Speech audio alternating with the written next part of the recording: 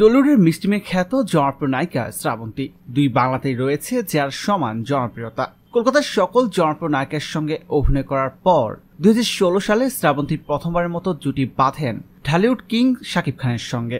2016 সালে দুই বাংলা যৌথ প্রযোজনায় নির্মিত হয় শিকারী সিনেমা। এই সিনেমায় ঢাকাই সিনেমার কিং শাকিব খানের বিপরীতে দেখা যায় শ্রাবন্তীকে।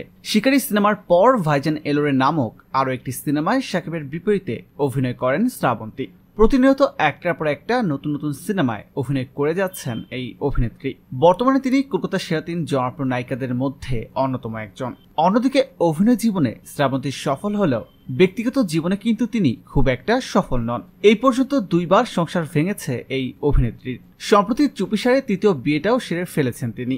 2003 সালে প্রথমবার পরিচালক রাজীব বিশ্বাসকে বিয়ে করেন শ্রাবন্তী।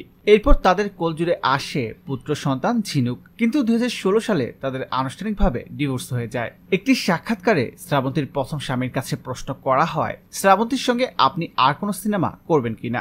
এই প্রশ্নের উত্তরে তিনি বলেন, কাজটা কাজের জায়গায় সে আমার একজন সহকর্মী। যদি কখনো মনে হয় আমার সিনেমার জন্য তাকে দরকার এবং প্রযোজক যদি চান শ্রাবন্তীকে দিয়ে ছবিটি করাতে, তবে আমি আমার ছবিতে তাকে অবশ্যই নিব।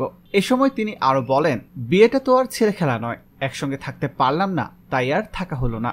এ সময় তিনি আরো বলেন, আমরা আলাদা হয়ে গেলেও শ্রাবন্তীর জন্য সব সময়ই আমার শুভ কামনা থাকবে। তো প্রিয় দর্শক, এই সম্পর্কে আপনার কি মতামত কমেন্ট করে জানিয়ে দিন। আর বিনোদন জগতের অজানা সব তথ্য জানতে এখনই সাবস্ক্রাইব করে রাখুন ASD Webs ইউটিউব চ্যানেলে।